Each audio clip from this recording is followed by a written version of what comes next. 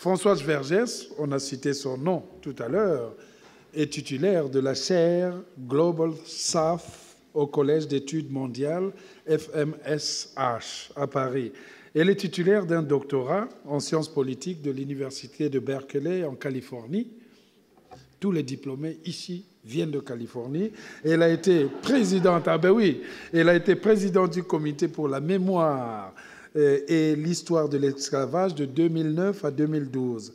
Françoise Vergès est également l'auteur de films et collabore avec plusieurs artistes. Son intervention intitulée « Afrique océanique » vient en quelque sorte aussi amplifier toute cette littérature que vient de nous lire Dany Laferrière ici. Et c'est avec intérêt que j'aimerais voir cette sorte d'Afrique océanique. Nous appelons donc Françoise Vergès. Merci à Alain Mambancou de faire entrer l'Afrique contemporaine au Collège de France.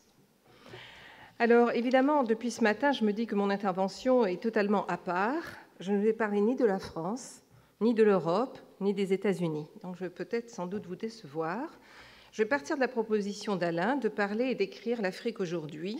Et comme mon panel s'intitulait « L'Amérique au miroir de l'Afrique », j'ai pensé immédiatement à l'ouvrage de Paul Gilroy, « L'Atlantique noir », et à toute la littérature sur le passage du milieu, sur le bateau négrier, comme effectivement fondement du monde moderne. Mais malheureusement, sans doute pour vous, j'ai voulu aussi parler d'une autre histoire.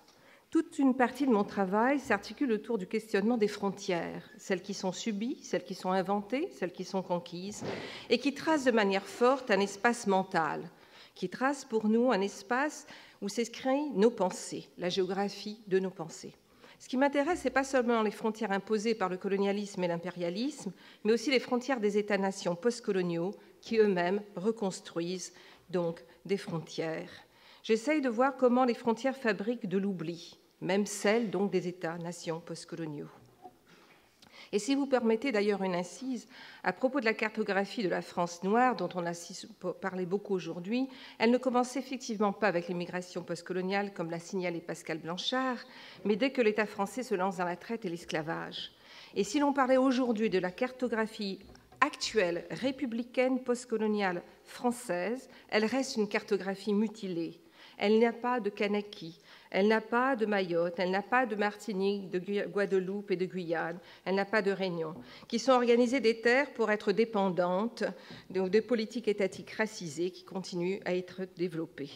C'est en partant, je pense, aussi de ces peuples qui parlent des terres, qui parlent des langues, qui ont des cultures, qui ont des croyances et des religions singulières, qu'une analyse réelle de la postcolonialité républicaine française, en lien justement avec les minorités racisées et discriminées dans l'Hexagone, pourra se faire.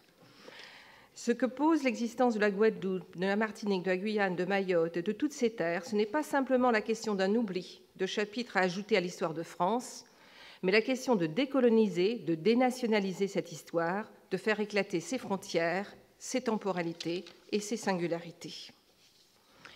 Donc voilà, donc je me souviens, si vous voulez, il y a cela plusieurs années, lors d'un colloque à Johannesburg, j'avais proposé d'étudier l'histoire et les cultures de l'Afrique à partir de ses marges, de ses îles, et à partir de son histoire maritime, des échanges et des rencontres provoqués par les voyages sur ses mers et ses océans. Lorsque je parlais de marge, je voulais évoquer l'espace intervalle, la latitude qui existe entre des limites et qui évoque la possibilité d'action. J'étais en effet frappée par l'absence des îles dans la conception du continent et par la vision d'une Afrique entièrement tournée vers la terre, sur elle-même, et donc enfermée dans une relation nord-sud qui faisait disparaître le transversal et les relations sud-sud. Or, ces îles, les îles Canaries, du Cap-Vert, l'île d'Annobon, l'île d'Ascension, du Mozambique, les Comores, les Mascareignes, les Seychelles, la Grande Île de Madagascar, Zanzibar, Socotra et tant d'autres, ne sont pas simplement des espaces de l'entre-deux, j'ai bien reçu la leçon Suleiman, mais de terre-eau, des espaces terre-eau, des espaces de terre à terre, qui sont africaines et aussi autre chose, atlantique, india-océanique, créole, c'est-à-dire qui rappellent la présence de l'eau et du monde liquide. Et si l'Afrique regardait à l'est, elle croisait l'Asie et à l'ouest, les Caraïbes et les Amériques dites latines. Depuis, l'histoire des diasporas et des présences africaines au monde a montré l'importance du passage du milieu, des circulations d'idées, de sons, d'images et de langues dans l'expérience noire au monde. Et l'Europe a été analysée comme un projet singulier, lié à un univers particulier. Mais toujours pas d'histoire de l'Afrique océanique, ou plutôt de ses histoires océaniques, multiples et plurielles. La mer et l'histoire, a écrit le poète Derek Walcott. Il faisait allusion au gris coffre-fort. La mer les a enfermés, disait-il, pour parler des Africains de la traite transatlantique.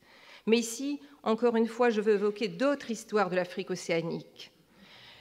Car au-delà de l'étude des textes européens sur la navigation, sur les tempêtes, les populations hostiles, les sociétés côtières, tout ce qu'ils découvrent, tout ce qu'ils fantasment, ou les textes arabes, hindous et chinois, je veux tracer une autre cartographie de l'Afrique océanique. L'étude de l'Afrique océanique permet, d'une part, de décontinentaliser l'écriture de l'histoire, d'ouvrir le continent à ses mers et à ses océans, de l'inscrire dans une histoire connectée, dans une histoire globale, où mer et océan jouent un rôle, de questionner une temporalité qui inscrit la traite transatlantique comme le début des relations du monde africain avec l'Europe. Elle met en lumière des processus de créolisation qui précèdent ce que l'on trouve ensuite dans les sociétés créoles issues de l'esclavage. Je pense ici aux cultures swahili, qui de la côte Est se répandent dans l'archipel des Comores et le nord de Madagascar.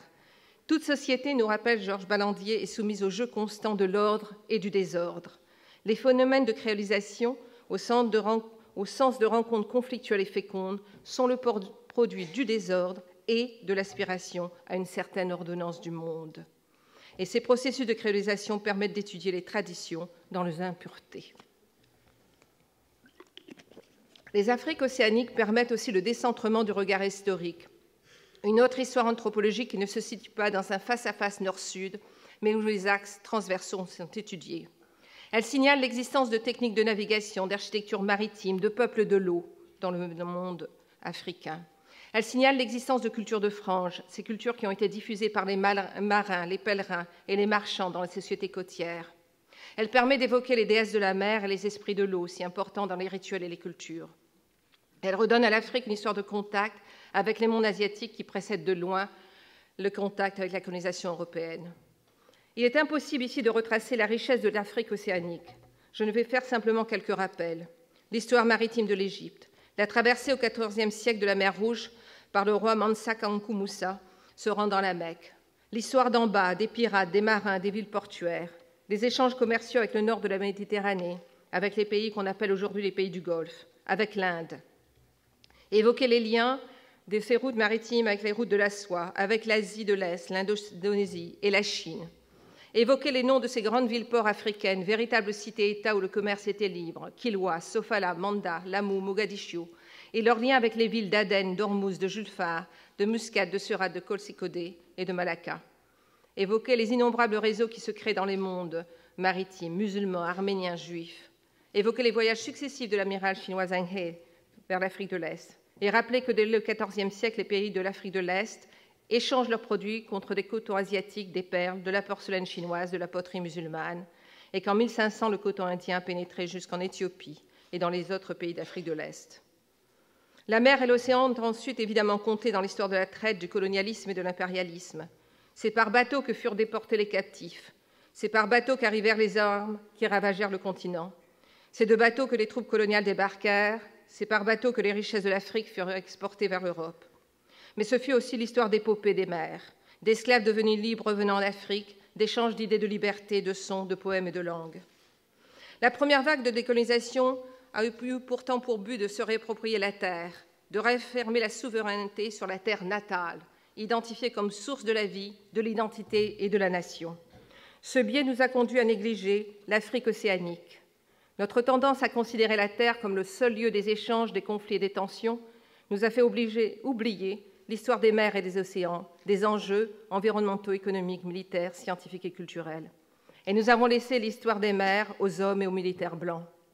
La mer est demeurée un champ hautement masculinisé du monde du travail, de la sexualité, de l'identité et des conflits.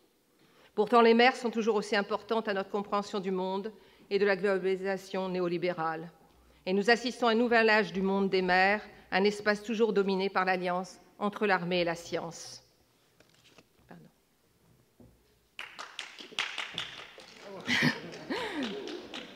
Je vais donner aussi maintenant, merci, quelques chiffres, ça plaira à Célestin. 90% du commerce mondial se fait par voie maritime. 99% du trafic intercontinental, données et téléphones, qui sont si importants pour nous, sont transmis sous les océans. L'enjeu stratégique et politique est immense. D'immenses ports sont aujourd'hui construits sur le continent africain pour multiplier leurs capacités et pour faire transporter, évidemment, de nouveau avec des routes les richesses. Cela menace l'environnement, la vie des sociétés côtières, les communautés de pêcheurs. Les richesses de l'Afrique continuent à être exportées par bateau entier. Les enjeux économiques et scientifiques sont aussi importants que la compétition entre puissances ne peut être sous-estimée. On ne le sait pas, on ne s'intéresse pas à la mer, mais il y a plein de... Toutes les eaux qui bordent le continent africain sont au cœur aujourd'hui de ces enjeux. Pour revenir à mon introduction, il y a eu plusieurs programmes et projets d'études, malgré tout, sur l'Afrique océanique. Je pense au projet de recherche au Corridor of Cities que j'ai mené avec Sarah Nuttall et Abdul Malik Simon. Sarah Nuttall a justement étudié la circulation des littératures de l'océan Indien, les écritures sur l'eau, Writing on Water. Et j'avais étudié la biographie des restaurants chinois dans les villes-ports de Durban, de Maputo, de Dar es Salaam et de Port-Louis, pour justement montrer qu'il y avait autre chose que des diasporas qui étaient passées par le nord et qui étaient directement des diasporas sud-sud, construisant justement des espaces d'échange et des espaces culturels. Ces restaurants chinois à Durban, Maputo, Dar es Salaam et Port-Louis témoignaient d'échanges entre l'Asie et l'Afrique qui ne passaient pas exclusivement par le colonialisme et l'impérialisme. Nous avions fait cette étude en 2002, bien avant que le rush sur l'étude des relations Chine-Afrique se passe. Nous avons privilégié les territoires créés par les échanges venus des mers. Nous pourrions parler aussi des grands fleuves et des grands lacs africains qui font avec la mer et les océans qui bordent le continent, un continent qui baigne dans un espace liquide. Mais me dira-t-on, l'océan est aussi cimetière, l'espace de bones into coral, comme l'a écrit Darrell Walcott. Alors n'est-ce pas toujours l'essentiel? Mais si les cimetières, peut-être devons-nous élaborer une pensée du monde liquide qui soit monde de la naissance et monde de la mort. Car effectivement, chaque semaine, chaque jour, et Alain le rappelait, des Africains se noient dans les mers qui bordent le continent. Après l'Atlantique, la Méditerranée est le nouveau cimetière marin de l'Afrique, comme le sont les eaux des lagons de Mayotte, département français dans le canal du Mozambique.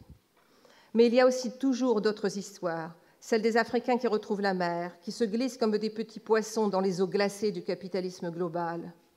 Il est temps de redonner existence à l'Afrique océanique, de faire une critique de l'Occident qui ne soit pas exclusivement basée sur la Terre, de penser l'Afrique océanique comme une source de l'imaginaire, comme la source des arts, de la musique, comme une source d'une relecture de l'Afrique qui ne soit pas une Afrique simplement fermée sur elle-même. Une Afrique debout dans les cordages, debout à la barre, debout dans le vent, pour emprunter les mots d'Aimé Césaire. En conclusion, pour contredire la masculinité dominante de l'écriture du monde maritime, je voudrais évoquer la figure de Yemanja, déesse du panthéon diasporique africain. Elle donne naissance aux eaux du monde. Elle fait surgir de nouvelles sources chaque fois qu'elle se tourne dans son sommeil. Elle fait jaillir sources et rivières partout où elle marche. Yemanja de la Grande Rivière, Yemanja de la Grande Mer, la belle dame des eaux, qu'Édouard Glissant évoquait en ces termes. Et il invoque « Ah, je mange, et il brille. En la dé des eaux, la Yemanja née sur la mort, qui fit combat contre l'anaconda. L'Afrique océanique est archive, histoire, source de création. »